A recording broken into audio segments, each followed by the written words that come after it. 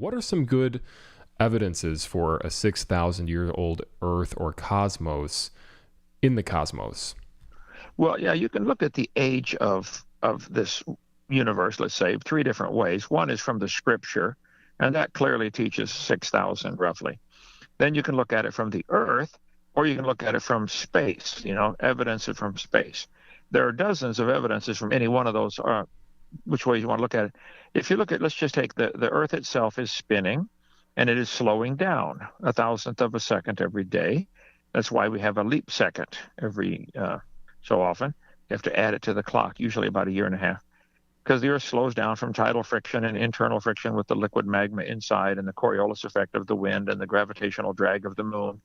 We know the Earth is slowing down. Okay, well, that means it used to be going faster, and you can't.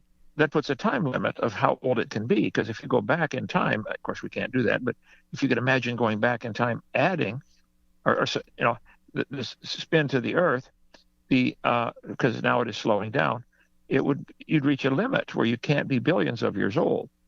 You can also look at the moon, which is leaving us, partially because of the same lunar drag, it's called, and it's called the lunar recession problem. The moon is getting away from us about 1.5 inches a year. It's slowly spiraling away from the Earth. Okay, well, that means it used to be closer. And if you run the numbers on that and go back with the mathematics, you'll say, wow, you go back about 1.2 billion years, the moon-Earth orbit would collapse. They're like two magnets. You get them close enough together, and pretty soon they snap together. So you cannot have the moon going fast enough to stay away from the Earth if it was closer because of the gravitational pull. And so they get a number of about 1.2 to 1.4 billion. I say, now hold it. Why are we teaching the kids the Earth is 4.6 billion when the moon says 1.2 max? When you look at the stars that are out there burning, or take the sun, for instance, the one that we can see and study clearly, the sun is burning a lot of fuel. I mean, it's quite a gas bill. It's burning about 5 million tons a second, and it's losing about 5 feet an hour in its diameter. Now, it's true the sun goes through oscillations. It swells and shrinks and swells and shrinks, but the overall trend is toward shrinking because, it's burning up its fuel and sending it off into space. So the sun is shrinking on average about 5 feet an hour, and it's losing 5 million tons a second. That's how much fuel it burns up. Okay, well, if you could run the numbers backwards in time, you'd say, hold it, this puts a time limit. We cannot tell the kids the sun is billions of years old, because if you go back in time and add this 5 million tons a second to the sun's going to be heavier, which increases the gravitational pull, and at some point it's going to start sucking all the planets in.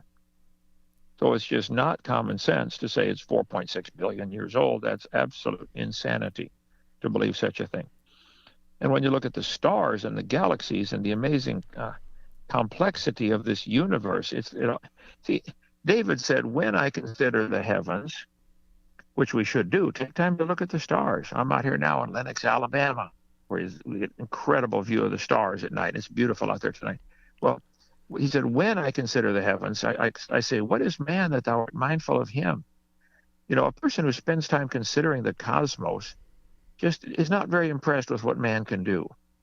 All the great inventions man has, space shuttles and stuff, is so nothing compared to what God has done with the stars. But they just don't seem to want to give him the glory for his creation. We see stars blow up once in a while. It's called a nova, or if it's a big one, they call it a supernova. But still, that's the opposite of a star forming. Nobody's ever seen a star form. Don't even have a theory how it could happen. One atheist I debated one time said, well, we calculated that if 20 stars explode near each other, they could produce enough energy to compress the dust and make a new star. I said, well, that's just brilliant. You got to lose 20 to gain 1. You ought to run for Congress and help those guys borrow their way out of debt. It's insanity. There's a creator. I'm sorry, get over it. There's a creator.